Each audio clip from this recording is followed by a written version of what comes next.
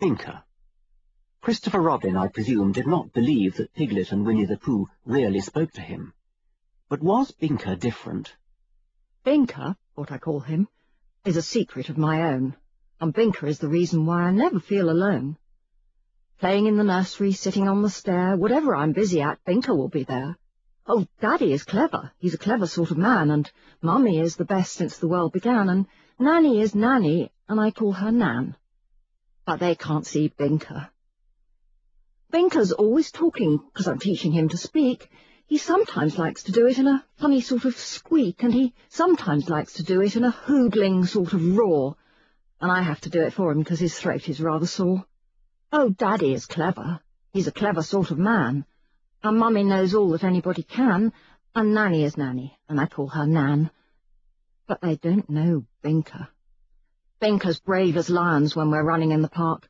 Binker's brave as tigers when we're lying in the dark. Binker's brave as elephants. He never cries, except like other people when the soap gets in his eyes. Oh, Daddy is Daddy. He's a Daddy sort of man, and Mummy is as Mummy as anybody can, and Nanny is Nanny, and I call her Nan, but they're not like Binker.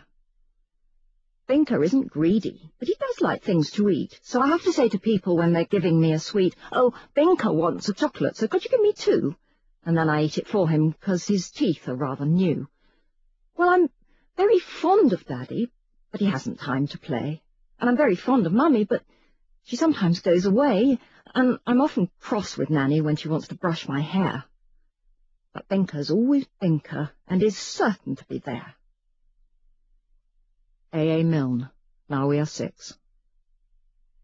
Is the imaginary friend phenomenon a higher illusion, in a different category from ordinary childhood make-believe? My own experience is not much help here. Like many parents, my mother kept a notebook of my childish sayings.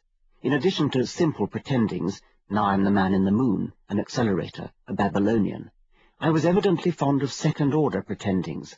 "Now I'm an owl pretending to be a water wheel," which might be reflexive.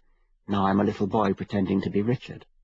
I never once believed I really was any of those things, and I think that is normally true of childhood make-believe games. But I didn't have a Binker. If the testimony of their adult selves is to be believed, at least some of those normal children who have imaginary friends really do believe they exist, and in some cases see them as clear and vivid hallucinations. I suspect that the Binker phenomenon of childhood may be a good model for understanding theistic belief in adults. I do not know whether psychologists have studied it from this point of view, but it would be a worthwhile piece of research. Companion and confidant, a Binker for life. That is surely one role that God plays, one gap that might be left if God were to go. Another child, a girl, had a little purple man, who seemed to her a real and visible presence, and who would manifest himself, sparkling out of the air, with a gentle tinkling sound. He visited her regularly, especially when she felt lonely, but with decreasing frequency as she grew older. On a particular day, just before she went to kindergarten, the little purple man came to her, heralded by his usual tinkling fanfare, and announced that he would not be visiting her any more. This saddened her, but the little purple man told her that she was getting bigger now and wouldn't need him in the future. He must leave her now, so that he could look after other children. He promised her that he would come back to her if she ever really needed him. He did return to her many years later in a dream, when she had a personal crisis and was trying to decide what to do with her life. The door of her bedroom opened, and a cartload of books appeared, pushed into the room by the little purple man. She interpreted this as advice that she should go to university, advice that she took, and later judged to be good.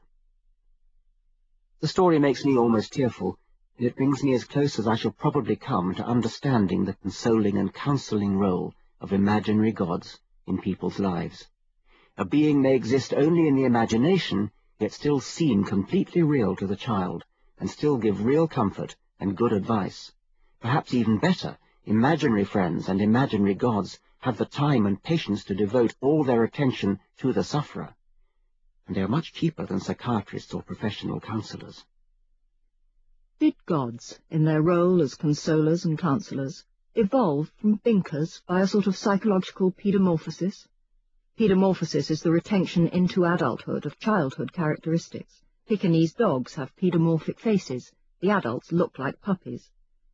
It is a well-known pattern in evolution, widely accepted as important for the development of such human characteristics as our bulbous forehead and short jaws.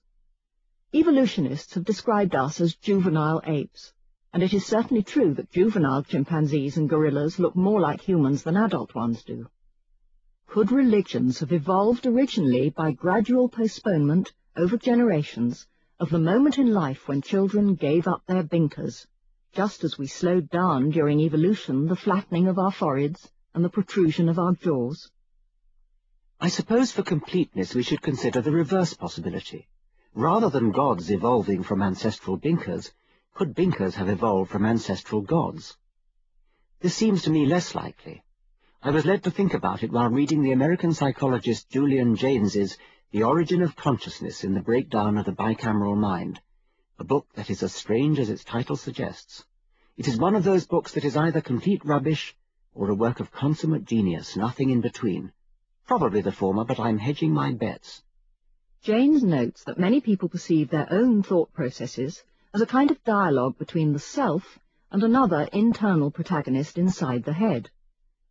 Nowadays we understand that both voices are our own, or if we don't, we're treated as mentally ill. This happened briefly to Evelyn Waugh. Never one to mince words, Waugh remarked to a friend, "I haven't seen you for a long time, but then I've seen so few people because, did you know, I went mad." After his recovery, Waugh wrote a novel, The Ordeal of Gilbert Pinfold, which described his hallucinatory period and the voices that he'd heard. Jaynes's suggestion is that sometime before 1000 BC, people in general were unaware that the second voice, the Gilbert Pinfold voice, came from within themselves. They thought the Pinfold voice was a god, Apollo, say, or Astarte, or Yahweh, or more probably a minor household god, offering them advice or orders. Jaynes even located the voices of the gods in the opposite hemisphere of the brain from the one that controls audible speech.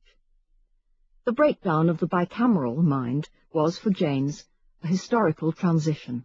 It was the moment in history when it dawned on people that the external voices that they seemed to be hearing were really internal. Jaynes even goes so far as to define this historical transition as the dawning of human consciousness. There is an ancient Egyptian inscription about the creator god Ptah, which describes the various other gods as variations of Ptah's voice, or tongue.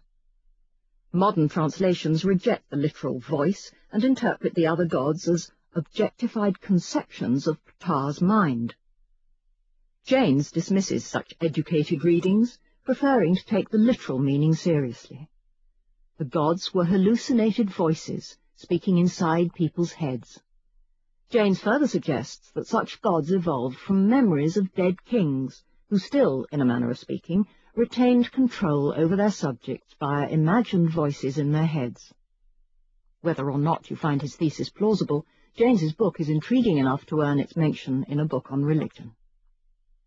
Now to the possibility I raised of borrowing from Jaynes to construct a theory that gods and binkers are developmentally related, but the opposite way around from the pedamorphosis theory. It amounts to the suggestion that the breakdown of the bicameral mind didn't happen suddenly in history, but was a progressive pulling back into childhood of the moment when hallucinated voices and apparitions were rumbled as not real. In a kind of reversal of the pedamorphosis hypothesis, the hallucinated gods disappeared from adult minds first, then were pulled back earlier and earlier into childhood, until today they survive only in the Binker, or little purple man phenomenon. The problem with this version of the theory is that it doesn't explain the persistence of gods into adulthood today. It might be better not to treat gods as ancestral to Binkers or vice versa, but rather to see both as byproducts of the same psychological predisposition. Gods and Binkers have in common the power to comfort and provide a vivid sounding board for trying out ideas. We have not moved far from Chapter 5's psychological byproduct theory of the evolution of religion.